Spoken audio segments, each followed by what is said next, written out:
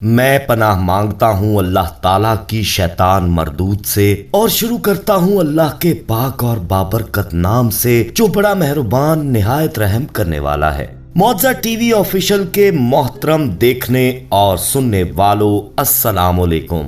پیارے دوستو، آج کی اس ویڈیو میں ہم آپ کو سعودی عرب میں سیلاب کی تباہ کاریوں کی حقیقی ویڈیوز اور حقیقی معاملے سے آگاہ کریں گے، اور یہ وہ تمام تر تصاویر اور ویڈیوز ہیں جن کے بارے میں سعودی حکومت اور سعودی میڈیا کی جانب سے کوشش یہ کی گئی کہ ان کو ڈیلیٹ کیا جائے اور ورلڈ وائڈ یعنی پوری دنیا میں ان ویڈیوز کو نشر نہ کیا جائے۔ لہٰذا سعودی حکومت اس طرح کی ویڈیوز کو بہت تیزی سے ڈیلیٹ کروا رہا ہے تاکہ لوگ ایسی حقیقتوں سے انجان رہیں۔ دوستو، اس سے پہلے ہم اس پر کھل کر بات کریں اور آپ کو یہ سب دکھائیں، آپ سے گزارش بس اتنی ہے کہ ہمارے چینل معجزہ ٹی وی آفیشل کو اگر آپ نے ابھی تک سبسکرائب نہیں کیا تو فوری سبسکرائب کرتے ہوئے بیل آئیکن کو کلک کر دیجئے تاکہ ہماری آنے والی مزید ویڈیوز کا نوٹیفیکیشن بر وقت آپ کو موصول ہوتا رہے۔ اور اس ویڈیو میں آخر تک ہمارے ساتھ رہتے ہوئے لائک اور شیئر کرنا مت بھولیے گا۔ تو آئیے آغاز کرتے ہیں آج کی اس اہم ویڈیو کا۔ پیارے دوستو، جیسا کہ آپ جانتے ہیں کہ 26 نومبر بروز جمعرات جدہ میں طوفانی ریکارڈ توڑ بارشوں نے سیلابی صورت اختیار کی اور بہت سے علاقوں کو نقصان پہنچا۔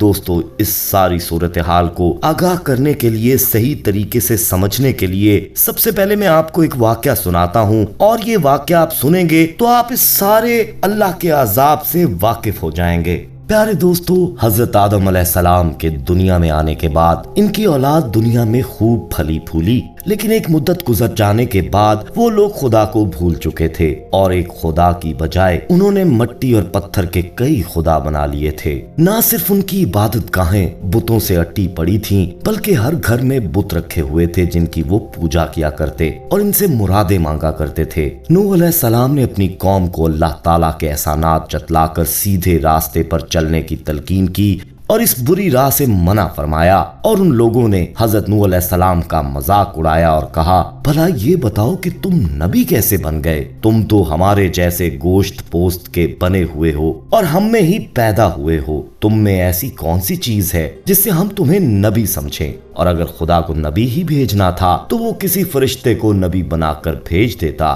نوح علیہ السلام نے اپنی قوم کو اللہ کے احسانات جتلائے اور کہا، تم کو چاہیے کہ ان بیکار بتوں کی پرستش چھوڑ کر ایک خدا کی عبادت کرو، اور میں اس کی تم سے کوئی اجرت نہیں مانگتا، تمہاری ہی بھلائی کے لیے تم کو نصیحت کرتا ہوں۔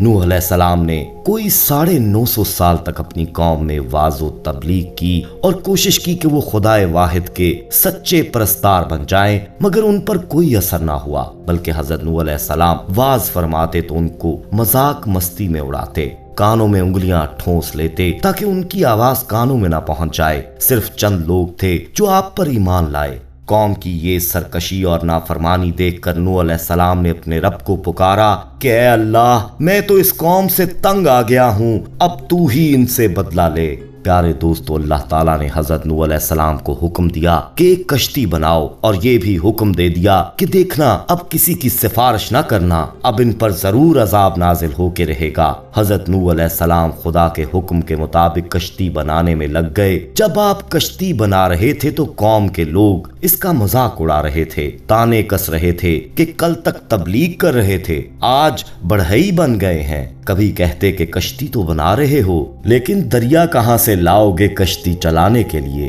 دوستو، حضرت نوح علیہ السلام اپنے کام میں لگے رہے۔ جب کشتی بن کر تیار ہو گئی تو خدا نے حکم دیا کہ اپنے اہل اور ان لوگوں کو کشتی پر سوار کر لو جو مجھ پر ایمان لے آئے ہیں، اور ہر جانور کا ایک ایک جوڑا بھی کشتی میں رکھ لو۔ پیارے دوستو، جب سب لوگ کشتی میں بیٹھ گئے تو خدا کے حکم سے زمین کے سوتے پھوٹ پڑے، اس کے ساتھ ہی موسلا دھار بارش شروع ہو گئی۔ زمین پر پانی بڑھنے لگا اور حضرت نوح علیہ السلام کی کشتی پانی میں تیرنے لگی۔ پانی بڑھا تو حضرت نوح علیہ السلام نے دیکھا کہ ان کا ایک بیٹا جس کا نام کنعان تھا پانی میں ڈوبنے لگا ہے۔ آپ نے اسے آواز دی کہ اب بھی آ جاؤ تاکہ خدا کے عذاب سے بچ سکو، مگر اس نے جواب دیا، آپ جائیں، میں کسی پہاڑ کی چوٹی پر چڑھ کر اپنی جان जान बचा लूंगा। पानी था कि थमने का नाम ही ना लेता था। दुनिया के नाफरमान और सरकश लोग इस सैलाब में फना की घाट उतर गए और हजरत नूह अलैहिस्सलाम की कश्ती जूदी पहाड़ी की चोटी पर जाकर ठहर गई। प्यारे दोस्तों, अब खुदा के हुक्म से सैलाब थम गया और जमीन ने सारा पानी अपने अंदर जज्ब कर लिया।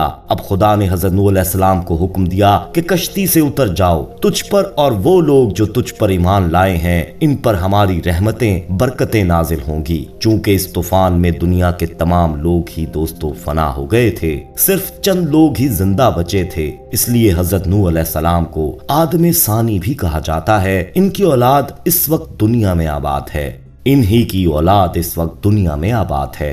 प्यारे दोस्तों, सूरह यूसुफ के आखिर में अल्लाह ताला ने हजरात अंबिया कराम अलैहिमुस्सलाम और मुख्तलिफ अक़वाम का जिक्र करते हुए फरमाया है कि हमने कुरान करीम में माजी की कौमों के वाक़यात का जिक्र इसलिए किया है ताकि वो अरबाब फ़हमो दानिश के लिए सबक और इबरत का जरिया बने। इसके साथ ये भी फरमाया कि ये घड़ी हुई बातें नहीं बल्कि आसमानी किताबों में बयान करदा बातों की तस्दीक और वजाहत करती हैं। इस पस मंजर में माजी की दो कौमों का तस्करा मौजूदा हालात के तनाजुर में मुनासिब मालूम होता है। प्यारे दोस्तों, सूरह अल आराफ की आयत नंबर 130 ता 137 में आले फरौन का जिक्र करते हुए एक जगह फरमाने इलाही है कि हमने पहले उन्हें कहत साली और अमवालो पैदावार में कमी करके तंबीह की ताकि वो नसीहत हासिल करें, मगर उनका मिजाज और नफ्सियात ये थी कि अगर उन्हें कोई अच्छी चीज या बात मिलती तो कहते कि ये तो हमारा हक है, लेकिन अगर तकलीफ और मुसीबत का सामना करना पड़ता तो वो उसे हजरत मूसा अलैहिस्सलाम और उनके साथियों से मंसूब कर देते कि ये इनकी वजह से हो रहा है। इनकी इस कैफियत का जिक्र करके अल्लाह ताला ने फरमाया कि इनकी बरकत और नहूसत सब अल्लाह ताला के कंट्रोल में है, मगर अक्सर लोग इसको समझते और जानते नहीं। इसके बाद फरमाया कि उन्होंने हजरत मूसा अलैहिस्सलाम से ये कहा कि तुम हमारे सामने जितनी मर्जी निशानियां पेश कर दो और इनके जरिए हम पर जादू कर दो, नाउजुबिल्लाह, हम तुम पर ईमान नहीं लाएंगे। अल्लाह ताला फरमाते हैं कि इनके इस दो टोक इनकार के बाद हमने तूफान, टिड्डियां, जुएं, मेंढक और खून अपनी कुदरत की खुली निशानियों के तौर पर मुसल्लत कर दी, मगर फिर भी वो अपने तकब्बर पर कायम रहे और वो मुजरिम कौम ही बने रहे। लेकिन जब उन पर अजाब वाक़े हो गया तो हजरत मूसा अलैहिस्सलाम के पास आए और कहा कि आप अपने रब से वो दुआ करें जिसका आपके रब ने आपसे वादा कर रखा है।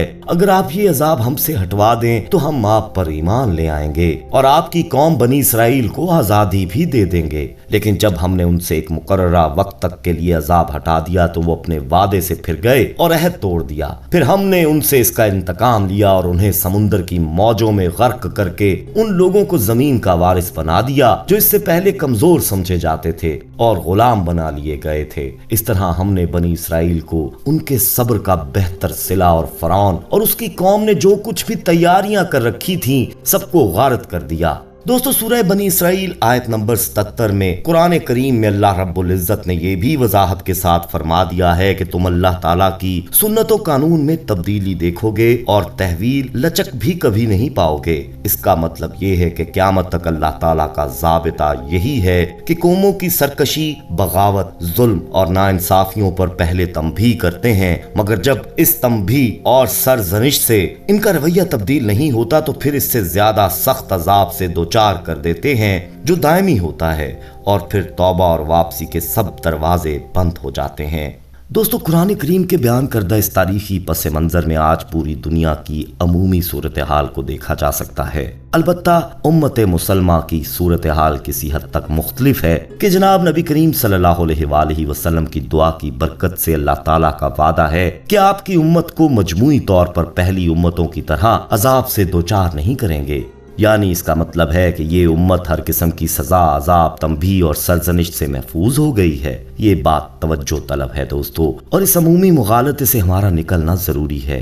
हजरत मोहम्मद सल्लल्लाहु अलैहि वसल्लम की दुआ और इसकी बरकत से उम्मत को मजमूई तौर पर अजाब से महफूज रखने का अल्लाह ताला की तरफ से वादा हदीस मुबारका में मज़कूर है, जबकि मुख्तलिफ अहादीस मुबारका में इस उम्मत पर आने वाली मुसीबतों, आजमाइशों और तंबीहात का जिक्र भी मौजूद है, जिनमें से सिर्फ एक का तस्करा मौजूदा सूरत हाल का अंदाजा करने के लिए शायद काफी हो। मशकवातुल मुसाहबी में तिरमिजी शरीफ के हवाले से हजरत अबू हुरैरा रज़ी अल्लाह तआला अन्हु की ये रिवायत मनकूल है कि जनाब नबी अकरम सल्लल्लाहु अलैहि वसल्लम का इरशाद करामी है कि जब गनीमत के माल को हाथों हाथ लूटा जाएगा, अमानत के माल को गनीमत समझ लिया जाएगा, ज़कात को तावान और बोझ समझा जाने लगेगा, दीन के मकसद से हटकर तालीम हासिल की जाएगी, एक शख्स बीवी की अतात और माँ की नाफरमानी करेगा, दोस्त को करीब और बाप को दूर कर देगा, मस्जिदों में शोरो गुल बुलंद होने लगेगा, कबीले का सरदार उसका फासिक शख्स होगा,